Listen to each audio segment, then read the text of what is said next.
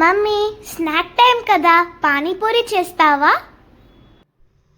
So ఇంకా మా కూతురు అయితే ఆర్డర్ వేసాక చేయకపోతే ఎలా. సో నేనైతే ఇన్స్టెంట్గా ఉన్న ఐటమ్స్ తోటి పానీపూరి ప్రిపేర్ చేద్దామని ఫిక్స్ అయిపోయాను. సో ఈవినింగ్ స్నాక్ టైంలో ఈజీగా సింపుల్గా ఒక 15 మినిట్స్లో ఇదైతే మనం ప్రిపేర్ చేసుకోవచ్చు. ఇక్కడైతే ఆలు బాయిల్ చేసేసి అందులో సాల్ట్, కారము, ఇంకా చాట్ మసాలా, ఆమ్చూర్ వేసేసి పక్కకు పెట్టేశాను. తర్వాత పానీపూరి వాటర్ కోసం అయితే కొంచెం ధనియా, పచ్చిమిర్చి, అల్లం అన్నీ పేస్ట్ చేసేసి అలాగే కొంచెం చింతపండు రసం వేసేసి ఇందులో కూడా సేమ్ కారం, సాల్ట్, చాట్ మసాలా కొంచెము, ఇంకా అలాగే ఆమ్చూరు, ఇంకా కొంచెం బ్లాక్ సాల్ట్ కూడా వేసేసాను. ఇది మెయిన్ అనమాట. సో ఇక్కడ మనం మంచి టేస్ట్ చూసుకొని దానికి తగ్గట్టు వేసుకోండి.